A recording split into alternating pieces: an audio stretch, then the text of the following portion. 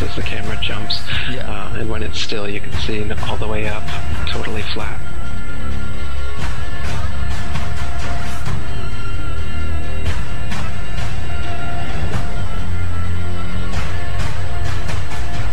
NASA is essentially Hollywood, and all the images that you think you've seen of a spinning ball Earth are faked. And all the amateur balloon and rocket footage that we've sent up there shows a flat horizon that rises all the way up. And that's impossible on a ball. Humans, for the most part, don't have a clue. They don't want one or need one either. They're happy. They think they have a good bead on things. But why the big secret? People are smart. They can handle it. The person is smart. People are dumb, panicky, dangerous animals, and you know it. 1,500 years ago, everybody knew the Earth was the center of the universe. 500 years ago, everybody knew the Earth was flat. Imagine what you know tomorrow.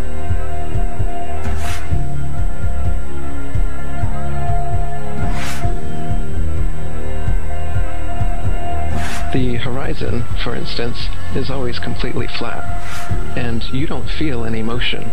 So if you were just born today and looked out, you wouldn't assume that you're standing on a spinning ball. You'd assume that you were on a flat, motionless plane. So to assume that we are on a spinning ball is actually contrary to our common sense and our everyday experience. And there's also experiments that have been done to test whether we're on a spinning ball or not.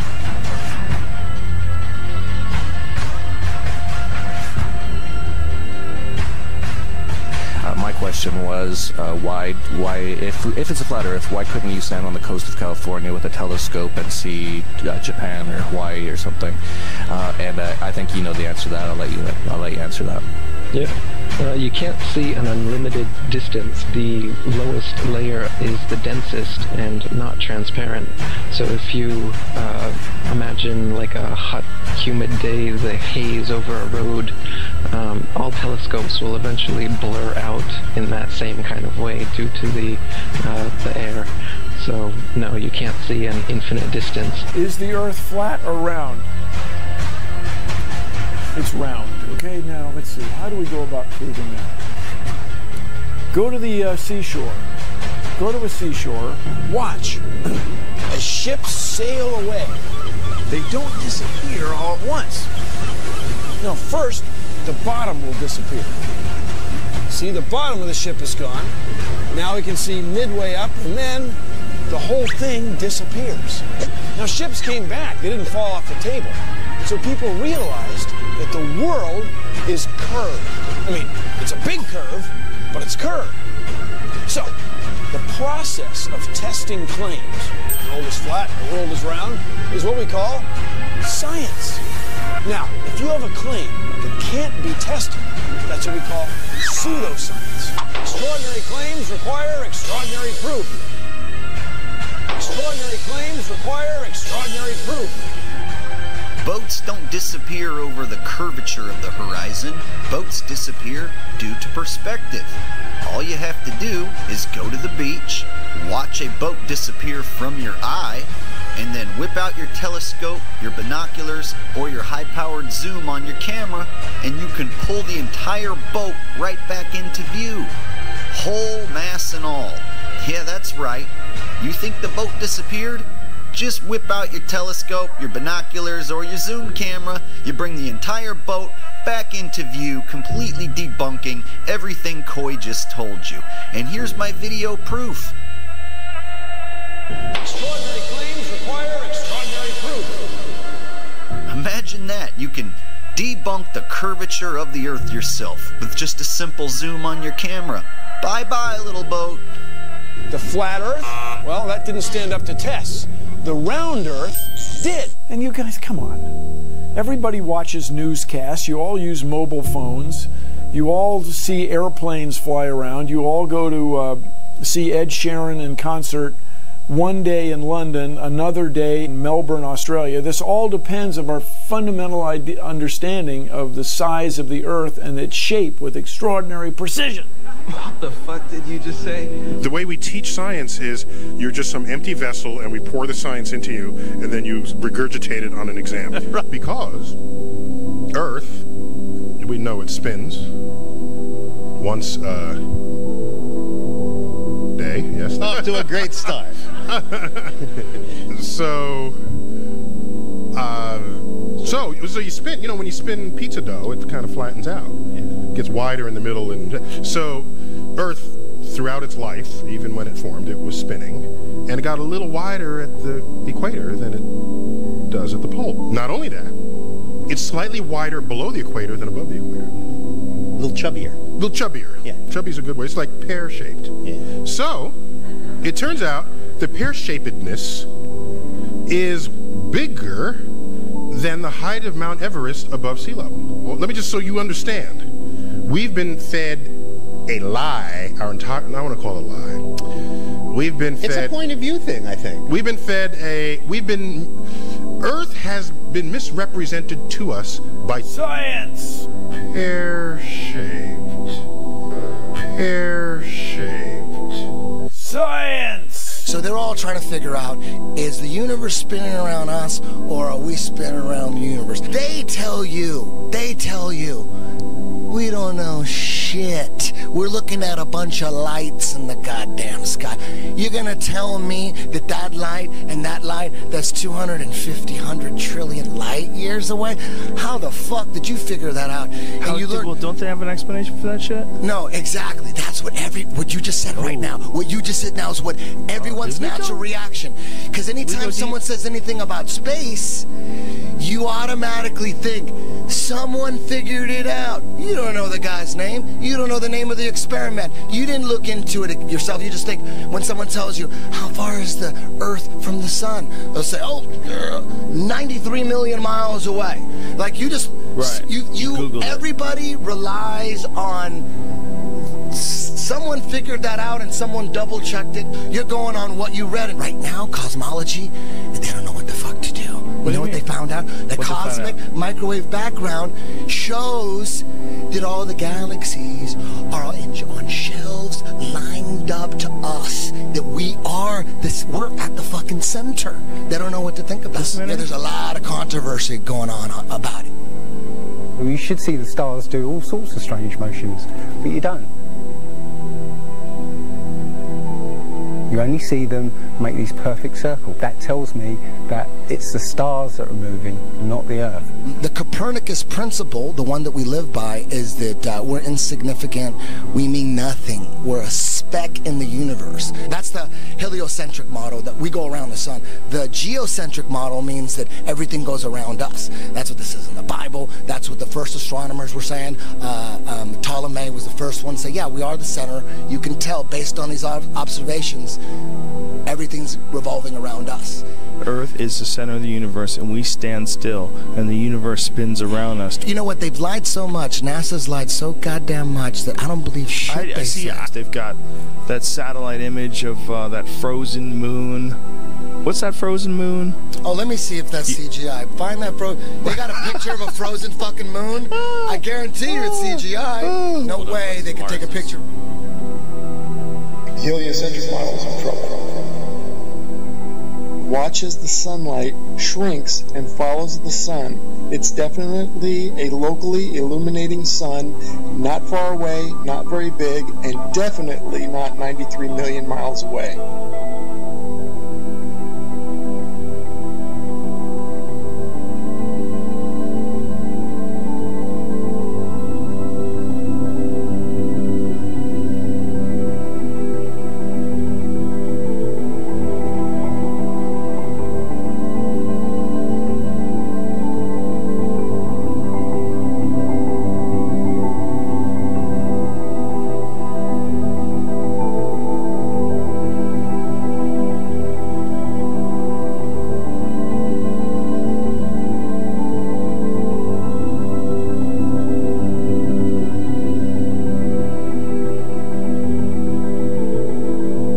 There's a place in Bolivia called Salar de Uyuni, which is a salt flat. It's literally 100 miles wide one way and 80 miles across, and it's perfectly flat. And when it rains, literally you get an inch of water, and it looks like a perfect mirror. Now, how does that happen on a sphere? Yeah, it shows you that, you know, if you're one end of this salt flat, you can see perfectly clearly the other end 100 miles away. So it's just showing you that you know, the Earth is flat, and without the effect of the waves in the sea, you'll be able to see a whole lot further.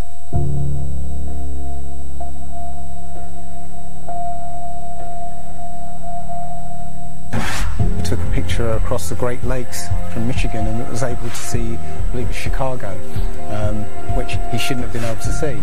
And the the television station basically said it was a mirage. I found this photo, Randmere State Park. This is from Joshua Nowicki, and what you're seeing here is a mirage. We typically would not be able to see this from the Lake Michigan shore. We talked about this last night. Conditions are right on the lake that we're actually seeing a mirage of the Chicago skyline.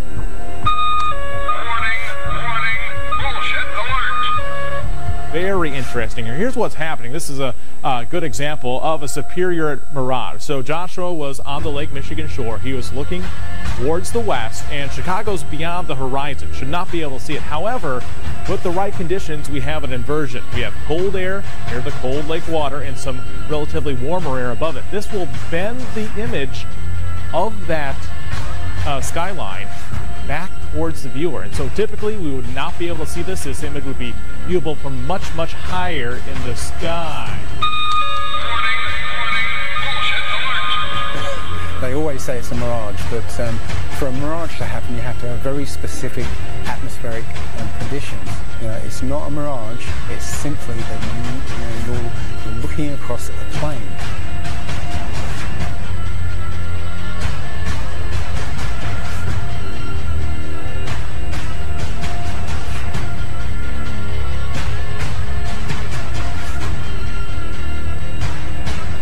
Now, how come in all these ball pictures, man, you can see all the continents pretty much, and there's just a little bit of clouds here and there.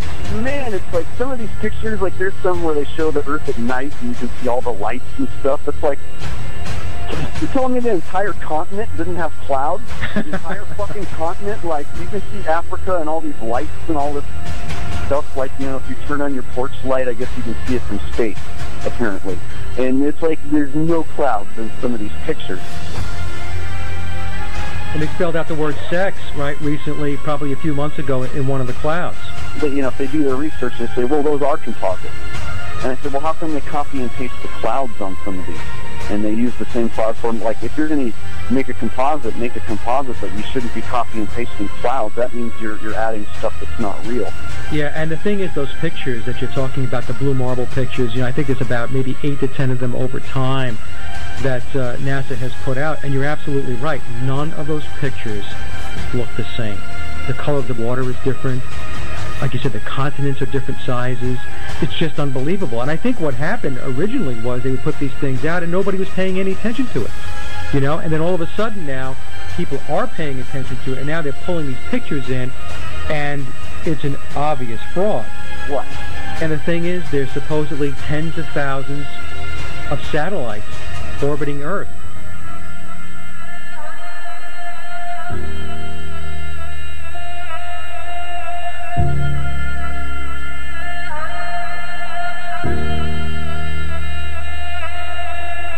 We can't get any close-ups of Earth. We can't get a view of Australia with the buildings upside down.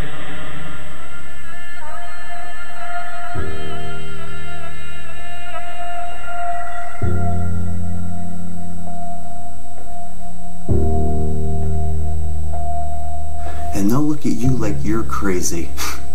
But really, you're the sane one for asking real questions.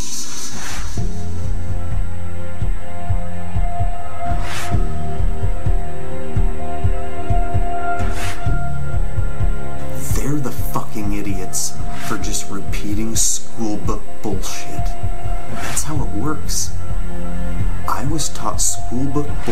in public school, and somehow I was able to break free and free my mind. You know how I did it? I watched NASA rockets explode a bunch of times.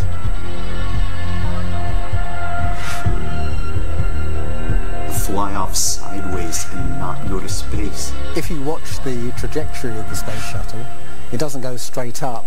It always goes in a curve and out to sea.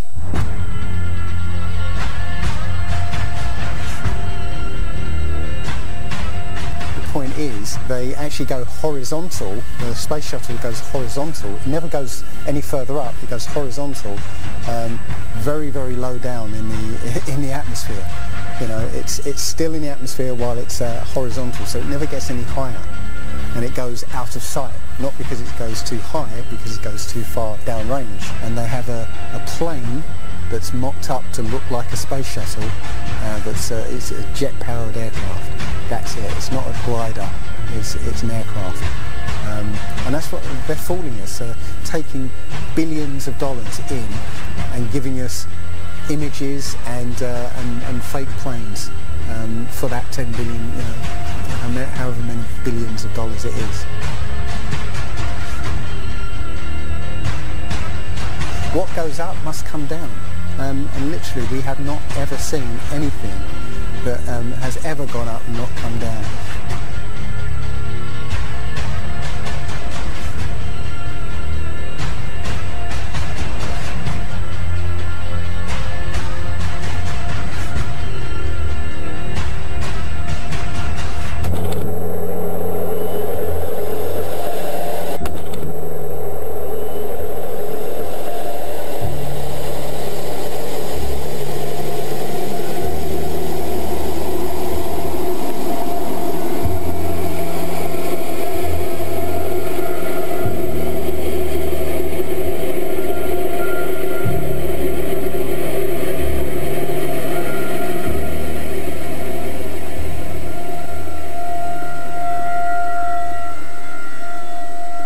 One thing I really want your generation to embrace is that the Earth is a closed system.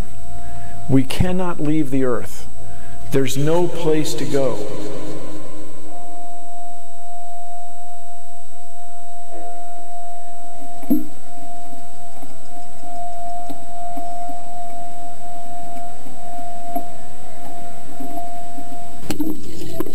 Rockets don't have brakes.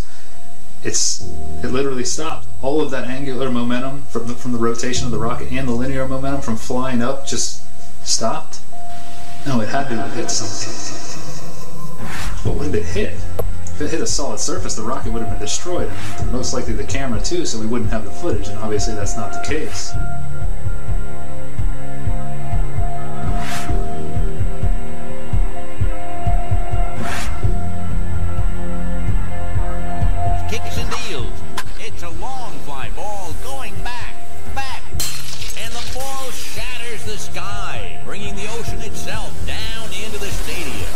Simpson just broke this dream's reality wide open. I know we have still not shattered that highest and hardest glass ceiling, but someday someone will, and hopefully sooner than we might think right now.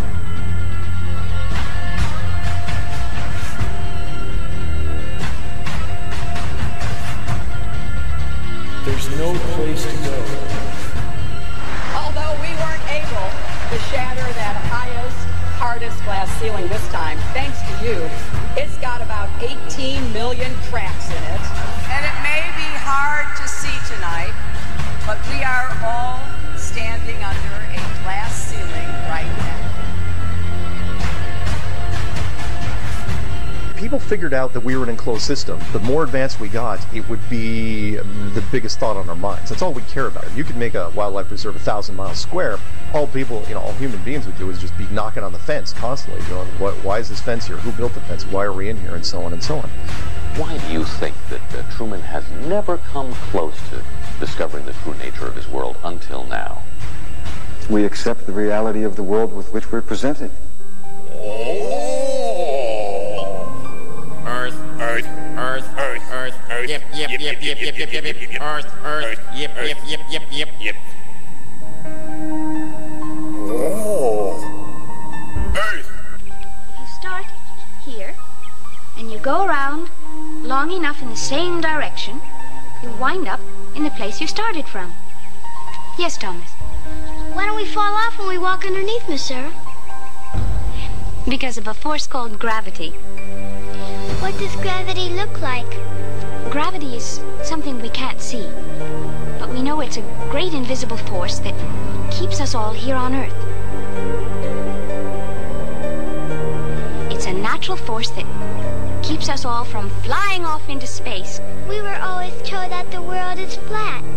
You are told right. Don't listen to her. I've been patient with you, Sarah. Lord knows I've been patient, but now your words have revealed you. The law of gravity was discovered by Sir Isaac Newton in 1687.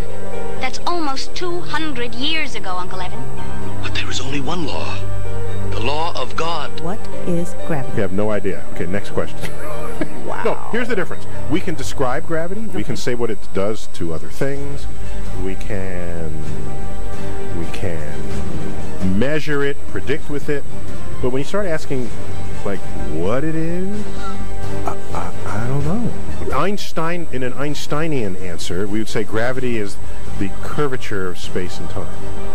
And objects will follow the curvature of space-time, and we interpret that as a force of gravity. That's probably the best answer I can give to a what is gravity question, or why is there gravity. That's the best I can do there. I think that's a good start.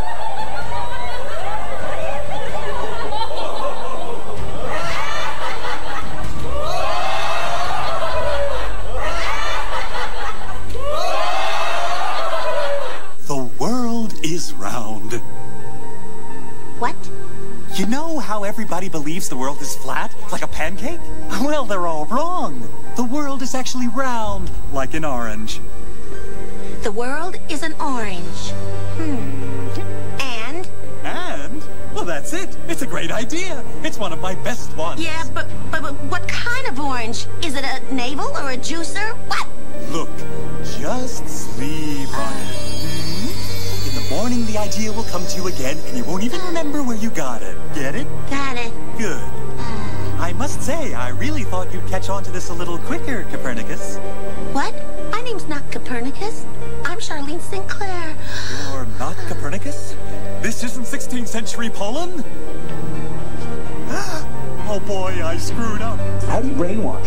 You repeat the same thing over and over again. You know, if somebody's resisting the concept, if you keep fucking repeating it, they'll incorporate it in their brain. Since you were a kid, you've seen this, but you've never seen it from that point of view. But your brain has three-dimensionalized. Oh yeah, that's the Earth. How? Through repetition. Well, let's just all get on our hands and knees and wait for a scientist or an astronaut to come along, or Neil deGrasse Tyson to come along and bestow upon us their knowledge. Now, as you can see, this is the evolution meter, and I've put God, the creator of everything, on the right side, and evolution on the left. I won't change my mind, because I don't have to, because I'm an American. I'm dug in, and I'll never change. Mac, look, you're wasting our time. You're not going to get us to not believe in evolution. And why is that? Because the smartest scientists in the entire world all agree that it's real. I'm glad you brought that up. Mr. Reynolds, these were all the smartest scientists. Only problem is, they kept being wrong. Oh, this is insane, you fool. I'm a fool because I have more faith in the saints that wrote the Bible? Yeah, because you just read the words of a bunch of guys that you never met, and you just take it on faith that everything they wrote was true. And what makes you think what your scientists are writing is any more truer than my saints? Because there are volumes of proven data, numbers, figures. Have you poured through the data yourself? The numbers, the figures? Well, no. No. Oh, interesting. So let me get this straight, Mr. Reynolds. You get your information from a book written by men you've never met, and you take their words as truth based on a willingness to believe, a desire to accept, a leap of, dare I say it, faith? Come come on. Look, I mean, I don't even know how I'm supposed to respond to that. Like, come on. I rest my case. Matter tells space how to curve. Space tell... Did I get that right? The science community is ignoring a lot of the things that we're looking at, and so normal people are going out and doing experiments. And one of the experiments has turned up an amazing fact that we've not been told, and it destroys the whole idea of this heliocentric system, and that is the moon. Now, you can actually measure the temperature of the moonlight next to the temperature of the shade of the moonlight, and you'll find the moonlight is colder than the shade, the opposite from the sun. So the moon is throwing out its own light, and that light is the opposite from the sun. Now, that tells you that it's not reflecting the sun's light. It's producing its own, and its light is different from the sun's. So, you know, the scientific community have not told us this, because they won't tell us this, because it destroys this idea that the sun is, you know, is lighting up the moon.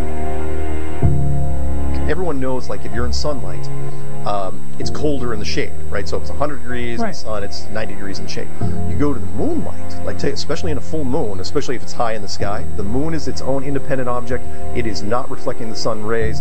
The sun is its own object. Also, you know, about the same size, which is, you know, again, coincidentally, you know, why the moon fits so perfectly in front of the sun during an eclipse. We always thought it was a coincidence that even though it was 400 times farther away, that it was also exactly 400 times less diameter, which is why it fits. And the other weird thing about the moon, which everyone thinks, oh, it's just a coincidence, is that we never see the other side of it. It's constantly perfectly rotating, so we only see one side of the moon. Exactly one side. It's not like we have like a quarter of a degree every 5 years or half a degree here and there. It's always the same side. There are no coincidences when it comes to this system. It was deliberately built, but I think it was deliberately built to be detected. And I think we were naturally supposed to figure this thing out maybe as late as the 1970s, but the government figured it out first, and they have been spending a heck of a lot of money trying to keep it a secret.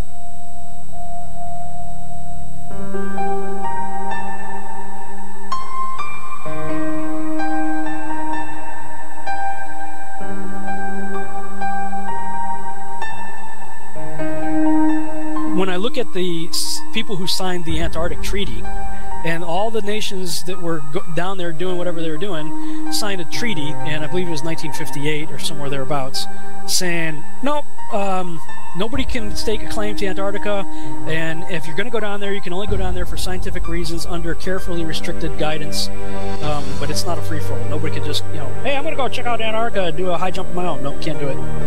It's the only treaty that's you know, all these countries have signed and never broken and completely agreed on. It's the only one. You know, what treaty is there that everybody's agreed on? We're being kept away from it for a reason. You know, they have some scientific bases there, and literally it's controlled by the military because they don't want you finding out what's beyond. During 3 voyages lasting 3 years and 8 days, Captain Cook and crew sailed a total of 60,000 miles along the Antarctic coastline, never once finding an inlet or path through or beyond the massive glacial wall. So the other question is, well, how come ships don't go off the sea if it's flat? How come ships don't fall off the edge? Well, here's why you don't fall off the edge. There's a 200 to 300 foot high wall that is the border that Scripture says is keeping everything in. Nothing's going past that. Because they don't want you finding out what's beyond.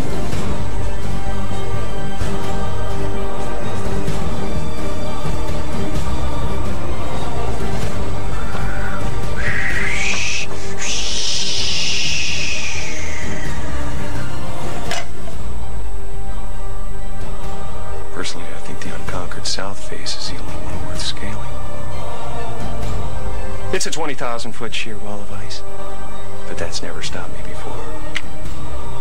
Risk? Of course I'm aware of the risks. Thank you for your concern. Here's the picture of the Earth from space. There it is. you were a kid, you've seen this image. But you've never seen it from that point of view. You've never seen that with your eyes from that scale of a model, that point of view, from outside of the planet's surface. Well, here's the first image that sold the whole thing. 1482. This is when they came up with this idea. We are on that thing. It's a ball. Hey, we should go to the North and the South Pole. We didn't do it yet. It's a fucking ball. Hey, nobody's even like jumped up high enough to see if it is a ball. You can't do that. We don't have planes yet. It's a ball. You know what? We adopted this whole model like 400 or 500 years before the airplane. 400 years before the airplane, pretty much. It was like, what, like beginning of the 1900s? They went to the North Pole in the 1900s. This is 1482. Nobody went to the top of the globe, to the bottom, or flew up, or built a skyscraper. It's funny that we said that this is what we're in right now, this is what we're on, before any instrument approved. This is the first time we actually had like an instrument of flight, actually go high enough, to actually fucking check out if what we agreed to 500 years ago was real. So if they were wrong, after 500 years, the question is, would they tell you?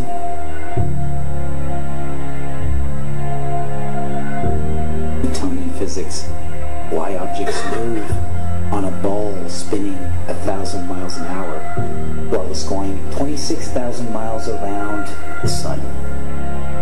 Basically the model we accepted right now.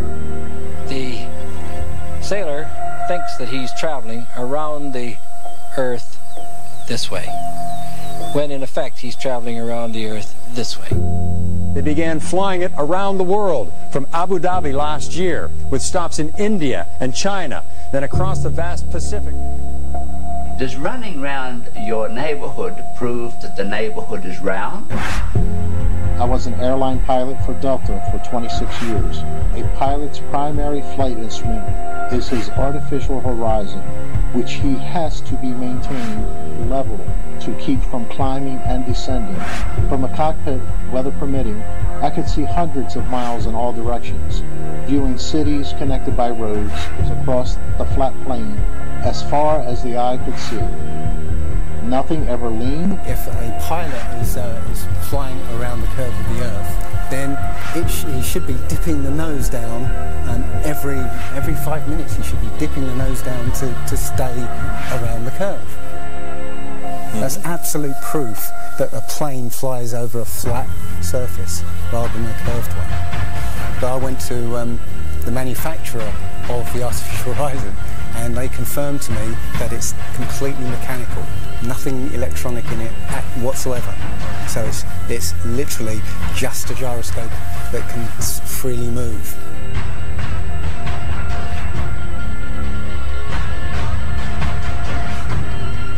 That right there is proof to me that planes fly over a plane.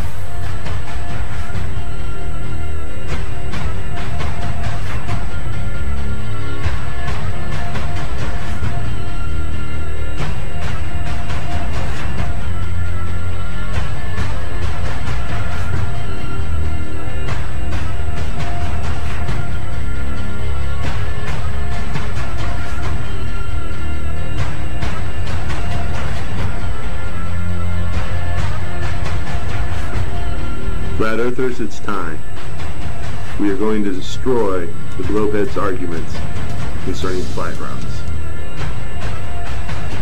When you go onto the plane tracking software, you'll see hundreds and hundreds of flights over the northern hemisphere, and you can track those flights from beginning to end. When you look at any flight in the southern hemisphere, what you'll find is the flight takes off and disappears off the tracking. And that only leaves why. Why have they done this? What's the point of this grand deception? I think Eric Dubay explains it best.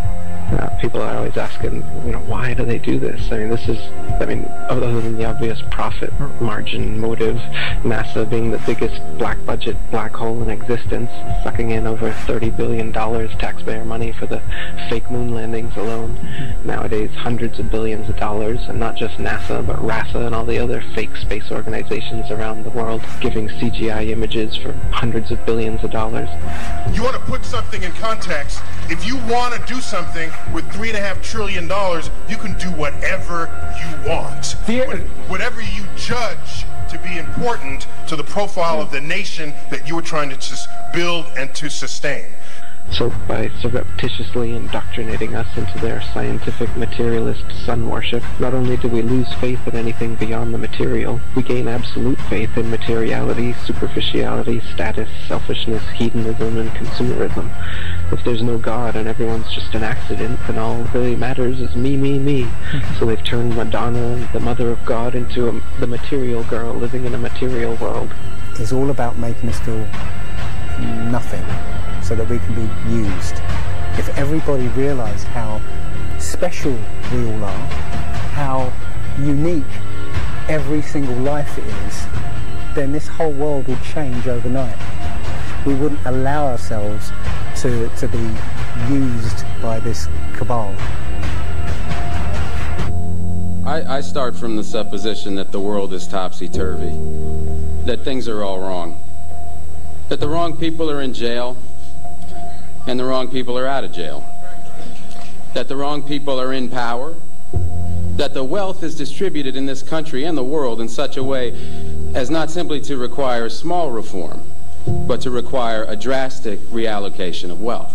All we have to do is think about the state of the world today and realize that things are all upside down. Now, if you don't think, if you just listen to TV and read scholarly things, you actually begin to think that things are not so bad, or that just little things are wrong. But you have to get a little detached and then come back and look at the world, and you are horrified. Now, as soon as you say the topic is civil disobedience, you're saying our problem is civil disobedience. That is not our problem. Our problem is civil obedience.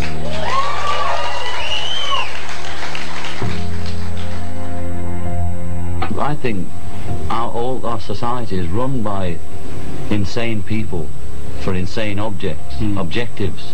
You know, and I think that's what I sussed when I was 16 and 12 way down the line, but I expressed it differently all through my life.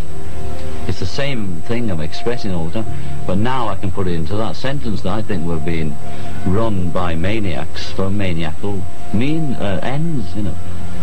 If anybody can put on paper what our government and the American government, etc., and the Russian, Chinese, what they are actually trying to do, you know, and what they think they're doing, I'd be very pleased to know what they think they're doing. I think they're all insane. You know, but I'm liable to be put away as insane for expressing that. You know, that's what's insane about it.